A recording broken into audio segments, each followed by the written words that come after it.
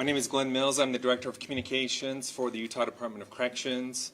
We have with us our media witnesses as well. They are Jim Spiewak with KUTV, Sarah Murphy, ABC4, Ben Winslow, Fox 13, Jessica Miller with the Salt Lake Tribune, Kyle Dunphy with Utah News Dispatch, Hannah Schoenbaum with the Associated Press, and Pat Reevy with KSL.com. Also from the Department of Corrections, I have on my right Brian Redd. He is the Executive Director. I have Bart Mortensen, who is the Warden of the Utah State Correctional Facility, and Chief Randall Honie with the Division of Prison Operations. So this press conference will go like this. I will give a brief rundown of the events that took place since we talked last. We will then turn it over to the media witnesses. Ben Winslow will act as chair of the panel. He will make a statement, and then you will be free to ask the other witnesses any questions that you would like. After that, we will hear from Executive Director Redd, and then Warden Mortensen, and then we will take any questions you have following that. At 12:25 a.m., Taberon Dave Honie was pronounced dead.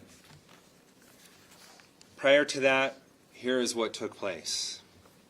At 12:03, he gave his final statement. Working together with the media witnesses, we put this statement together as this.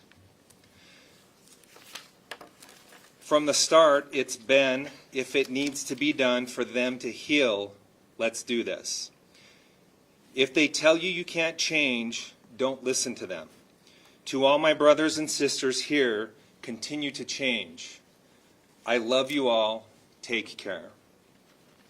At 12:04 a.m., lethal injection begins.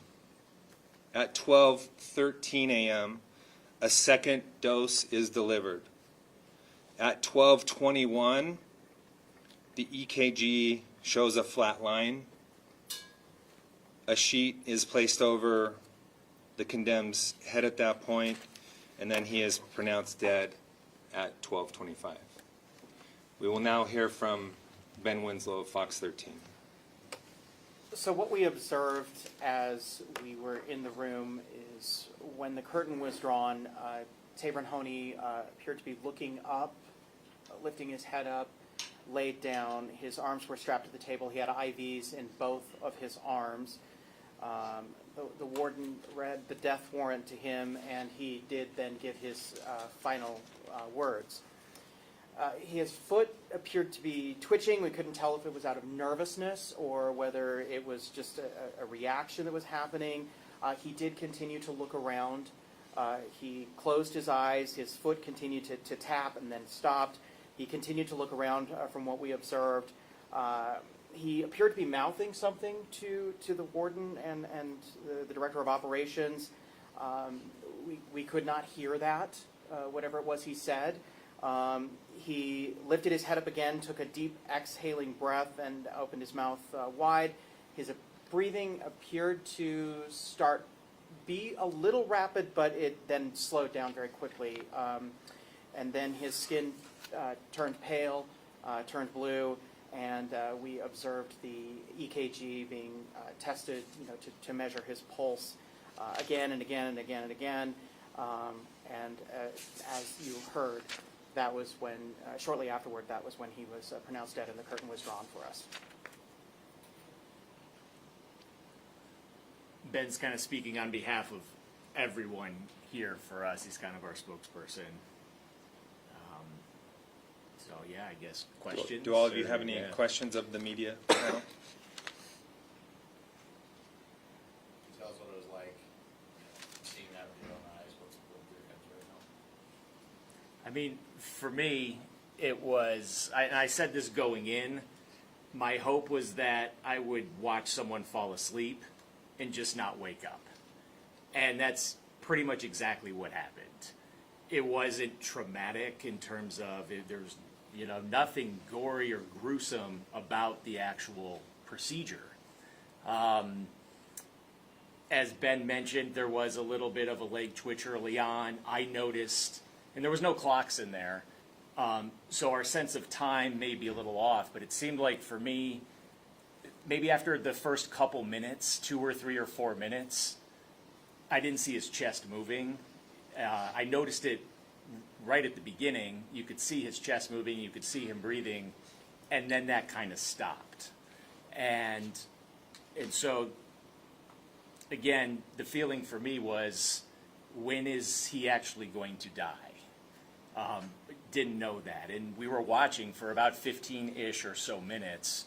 But again, his eyes were closed for most of it, or almost all of it, after the first dose was delivered. And for me, it was someone went to sleep and didn't wake up. Jim, what was it like to sit down in the chair before the curtain was even pulled? What was going through your mind at that point?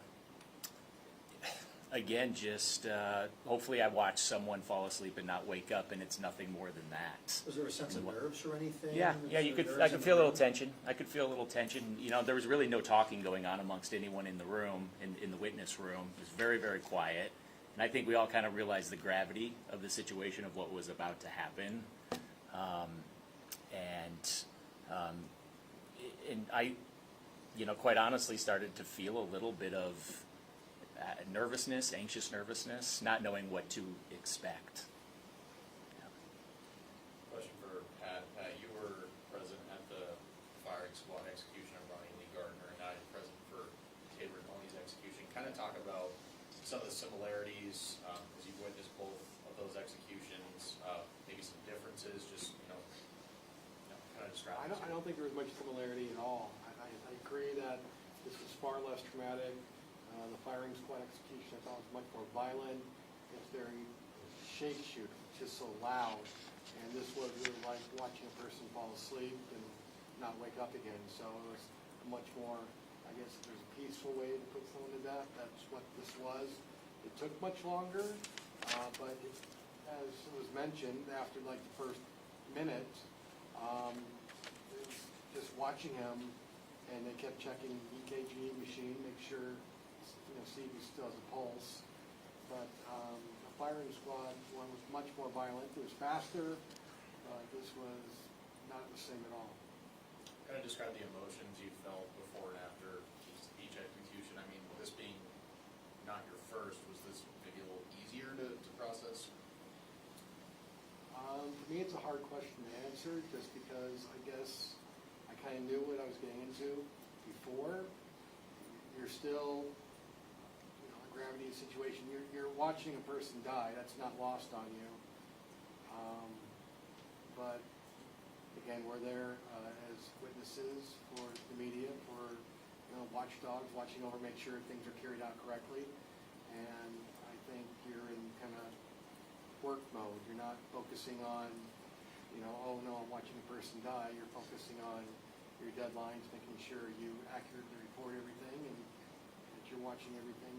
And it goes all smoothly, I guess.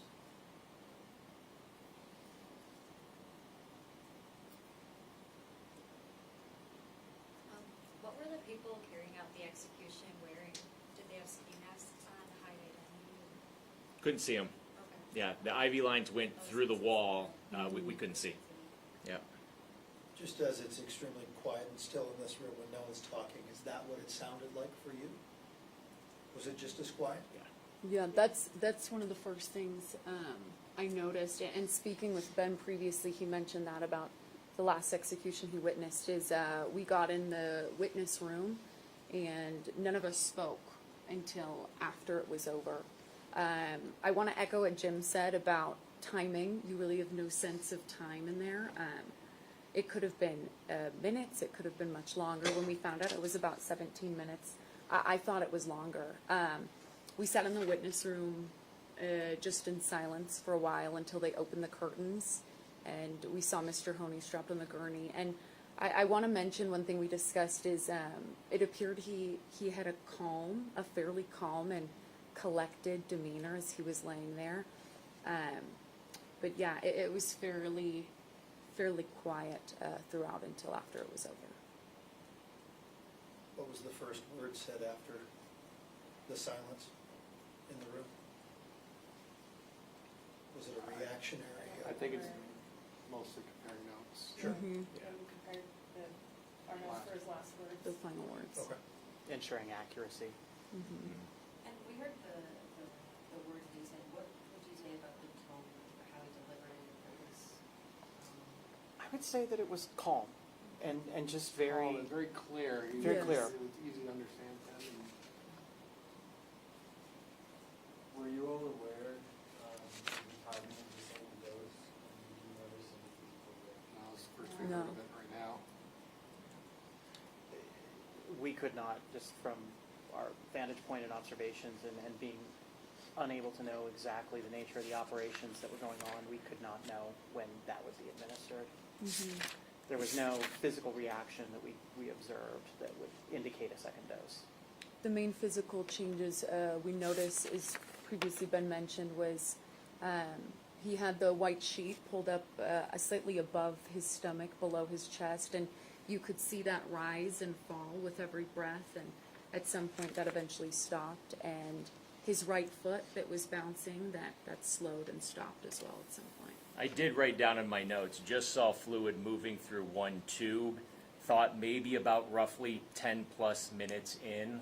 I wasn't sure if it was saline. I heard them say earlier maybe saline might be going through. So I did write that down in my notes, but at the time I didn't know if that was another dose or what. But there was no movement from him when that second dose, or if that was the second dose when it went through, there was no movement. No movement at all.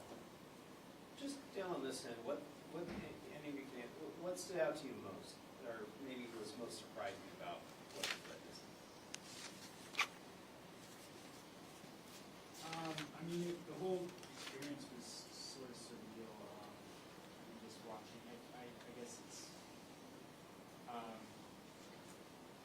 guess I kind of expected something more dramatic to happen, and I think that's sort of the absence of that was what stood out. It was a pretty intense situation, but I'd say just sort of overall just somewhat bizarre and seemed like it went pretty smooth. It seemed seamless, but it seemed like, again, we lost track of time. It really seemed like a long time. I also saw the previous lethal injection execution, and I didn't remember it taking that long. That's not to say one way is better than the other, it's just that it really seemed like it took a very long time for this to happen. Question's really for anybody. All of you didn't know how long this took place, didn't know there was a second dose administered until right now. Do you feel like that should be part of the process, where you should know key points as they're going on as a witness? Or do you feel like it should be a complete blank slate, having just done this? Would that help you through the process?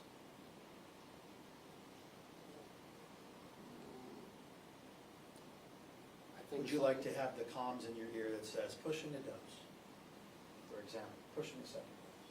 I think the one thing that we all discussed that would be really helpful is having a clock in visibility. Otherwise, everything's real communicated and having people in the room with us to answer needed questions. Certainly, a process to smoothly follow us. I think just knowing that we all were there and able to compare what we saw and what was something. Just a show of hands, how many have witnessed more than one execution in Utah? Two. And then for all of you, would any of you be willing to do this again?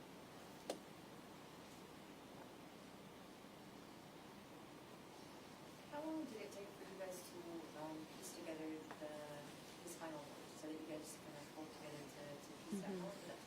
Well, we were all taking notes, individual notes about what was said, and so it was just more comparing what we heard to ensure that it was accurate. So, As far as the time, less than 5 minutes. yeah, just Did you find that tedious?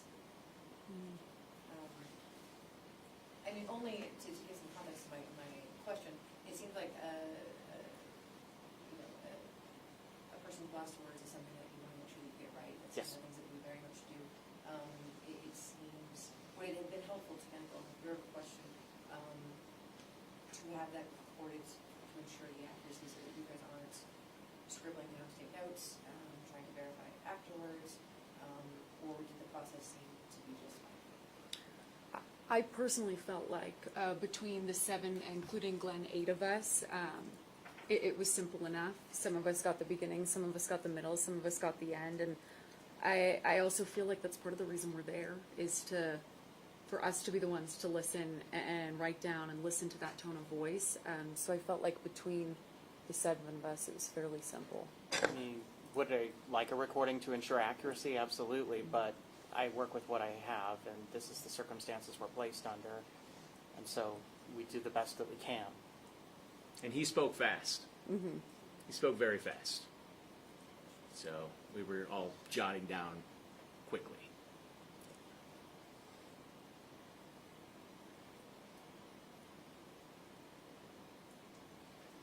Any other questions? All right, we appreciate all of you. Maybe ask questions of the... Yeah, we will, Okay. we'll have a few statements, and then we will turn it over to questions. Thank you. Thank you.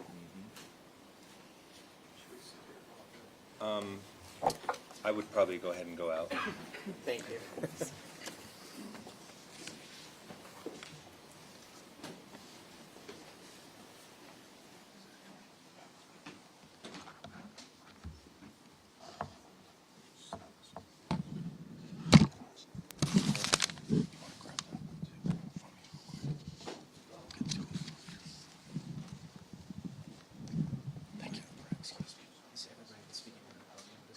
Yes. Okay, very good. Let's go ahead and let's get these shows out of the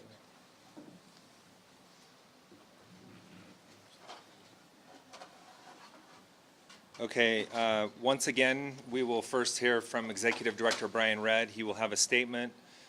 Following Executive Director Redd, we will hear from Warden Bart Mortensen. And then Ben mentioned how in the witness room we saw Mr. Honie mouth some words and lift up and look, and Chief Honie will explain what that was all about.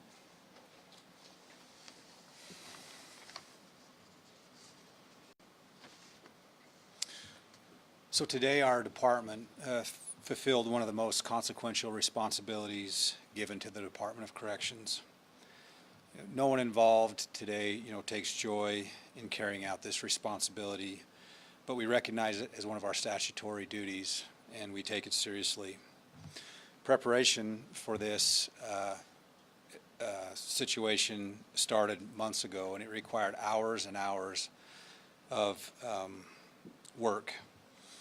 You may already be aware of this, but around 200 individuals were involved in this tonight. Just in this situation, that doesn't include all of the additional staff that were required to keep the normal prison operations maintained. We want to thank our partners, our allied agencies, including the Department of Public Safety and the Salt Lake City Police Department for their help, and there were others. We thank them for their support. Our team worked through this process and the complexities in a very conscientious and dedicated manner. This is a significant event, and I watched our staff fulfill these responsibilities in a respectful, professional, and dignified manner, and I thank them for that. They did an amazing job. We are providing support to our staff, including mental health support or whatever they need for those that were involved, or any of our staff members that may need it. We want to thank all of you for being here and covering this today, and appreciate all that you've done in bringing the transparency and accountability for this event. Thank you.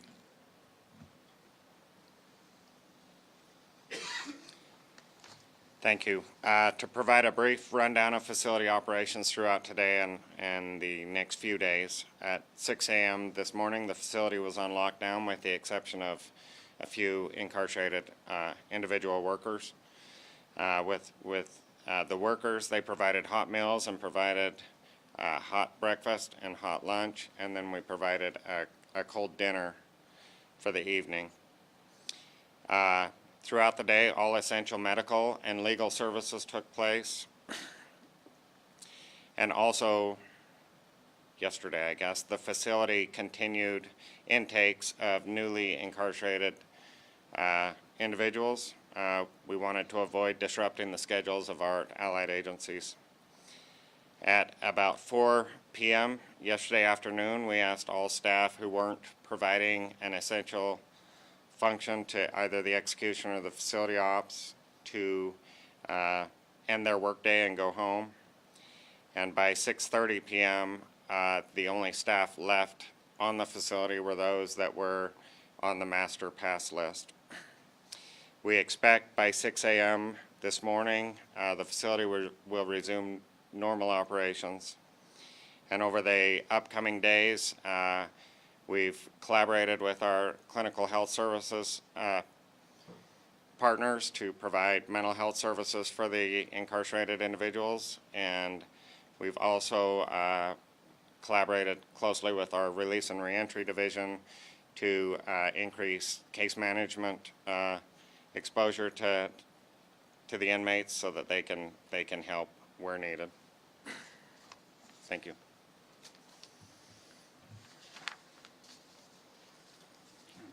I'll speak to Mr. Winslow's question about Mr. Honie mouthing something. So he was actually speaking to the warden and myself, and he simply stated, "Thank you for taking care of my family." And then he raised up his head and looked over to where his family was viewing and just said, "I love you." It was also reported from the family's witness room that his mother also said, "I love you, son," back. Can I ask, what was the decision to issue a second dose of pentobarbital? Was that a decision made on the fly as a result of him? Was there an issue, or was this always planned? It was made ahead of time at the doctor's recommendation. Initially, the plan was to push a second dose at 20 minutes. Because the second dose was prepared and could not be used again, the doctor made the recommendation just to move that up to 5 minutes. Was that because he wasn't responding to it? No, it appeared that he was responding fine. It was just because the doctor recommended it and the dose was already basically used, and so he just moved it up. Can you discuss now the ceremony that happened after you pronounced that? Do you have information on that? So Mr. Honie's father and his cousin just wanted to come in. According to their beliefs, the soul after the death can potentially get trapped where it place of death, and so they performed their ceremony to release the soul so he could return back to the mesa. Talk about what that entailed. It simply just involved a few feathers, bird feathers, and some cornmeal, and laying a path for the soul to leave the room. It was very quick, very simple. And you said that afterwards, possibly you would say who from the victim's family witnessed the execution? Yeah, Karen, can you send me that document? I'll work on that, and then if you have any other questions, we'll answer those. I noticed, if I counted correctly, you checked the EKG, it looked about 5 times. Is that the average? Is that normal to check that many times? So the EKG machine we used, the screen times out after 3 minutes. It's still running. It was Bluetooth back to the medical doctor behind the wall. So it was constantly running. I was just turning the screen back on to ensure that no leads had fallen off and it was still running properly. From the outside, it seems like everything went pretty smoothly. Was there anything that you noticed internally that may have slowed a process somewhere or involved some different movement than you had planned for this whole process? No, we've been planning this for a long time. It took many different people working on many different parts, and it went according to plan, and we're grateful for that. I will say, however, we still will have internal debriefings to go over everything and check everything to make sure everything went the way it should have and could have. Back to the witnesses, which ones were you asking about? So we had, for the victim witnesses, there were 1, 2, 3, There were 7. Not all showed up, but I don't know who's missing. I don't know which name. Okay, I'm just going to give you the names of those that were expected. Trevia Wall, Betsy China, Sarah China, Benita Racheta, that's with a Y, Y-R-A-C-H-E-T-A, Isaac Racheta, Dakota Rogers, and Tony Rogers. Any other witnesses you're interested in? Could you name all of them? Sure. So for the condemned, we had Franklin Honie Sr. How do you pronounce the mom's name, Becky? Teresita Honie, Sherwin Leslie, Teresa Honie, and then Therese Day. We know the media witnesses. For government, we had Senator Darren Owens, Senator Mike Kennedy, House Speaker Mike Schultz, Scott Burns, Iron County District Attorney, Chad Dotson, Iron County Attorney, Sheriff Ken Carpenter, Iron County, Chief Darren Adams, Cedar City Police, Justin Anderson, who is the Utah Attorney General representative for our office, and John Pierpont, the Governor's Chief of Staff, and Representative Casey Snyder. Can I make one correction? Scott Burns is the Paiute County Attorney, but was the original prosecutor on the case. Thank you. Any other questions? I have a question. Is it possible that the witnesses for the condemned and for the victim cross paths, or do you guys take procedures to make sure that they are kept separate? Yes, we took procedures and plans so they would never cross paths. They were temporarily placed in a holding area and then driven to the chamber separately, and then they never cross paths. When you say there's a discussion in the media room, his right foot kept Yes. in the air. To you, is that just nervousness, or did he have music going on in his head? No, to me, it was nerves. He was nervous going in there. I mean, rightfully so, and to me, it appeared to be nerves the whole time. Can you talk a little bit about the process of inserting lines? Was you had any trouble finding a vein? Approximately how long did that take? Did you start finding a vein during that process? It went very smoothly. One poke in each arm, they were able to find a vein right away. He actually said it was painless for him, and IV team did a great job. And he was compliant, getting onto the table and everything like that? 100% compliant, no Were his issues. legs actually strapped? Yes, sir. His legs were strapped at the ankles and right below the knees, and then on the thighs as well. Could you speak on his morale? The last we heard from you at 10:30 between then and the time he was on the gurney, his final energy, what was he like? He was very calm. It appeared, I don't know if you would say ready, but he appeared to have accepted it. He was just more or less, having thoughts to himself and just kind of gathering all of that. He was quiet, didn't talk a lot, but And did he listen to music that entire time up until you took him? yes, ma'am. Did he walk into there on his own power? Yes, sir. Yes, he walked in on his own power and was able to get up on the table on his own and was, again, compliant. Did he say anything prior to the final prepared or statement that was actually shared with us? He asked which room his family was in. He asked that he wanted to know so he could, I assume, say "I love you," and then he also asked if he could have his glasses on so he could visually see. And so we granted that request to have his glasses on so he could do that. Since historically there have been issues during the part of the process where the IV is being inserted, should Department of Corrections look into amending the policy to where that is transparent for witnesses as well? Because that happened it's my understanding that happened out of view of witnesses. And cleaning up on botched executions, we know that sometimes there are issues with that process. And so I'm curious as to why that happened before witnesses were able to view.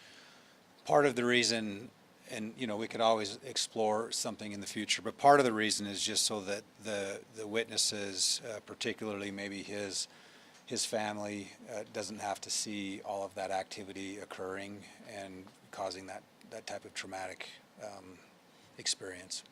And I'll just say in addition to that, we are bound by law to protect the identity of the IV team. So that's an important part of that as well. The media witnesses were asked how we felt watching a person die. Obviously, it's part of our job to be a witness. Would you be willing to share how you feel after this event? I know you mentioned that this is a heavy event. It is part of your duty, part of your job. Would any of you be willing to share how you're feeling right now? Well, a lot of it is we need to, check our feelings at the door. This is a responsibility that we have as a Department of Corrections. We know when we come into these roles that this is something we may have to do. Obviously, human life is important to all of us, and so it's impactful. But we try to check those things at the door and do our responsibility professionally so that it can be done, as well as possible.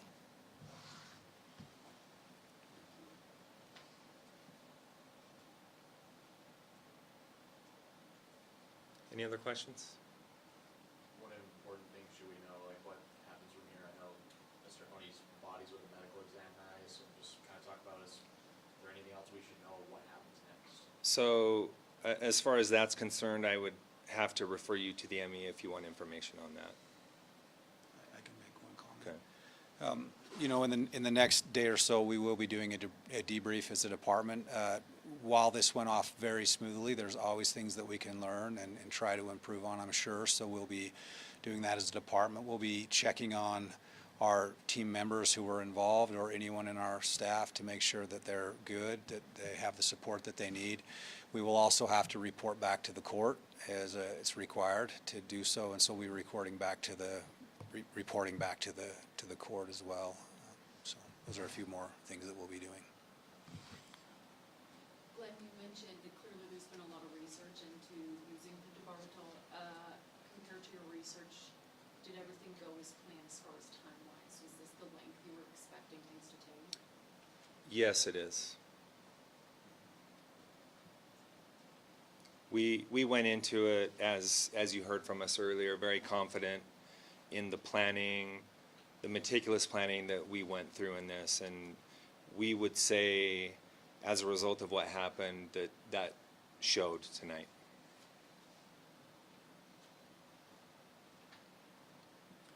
All right, we really appreciate all of you for being here. Thank you. Thank you. Always free to contact me with anything you want to follow up on.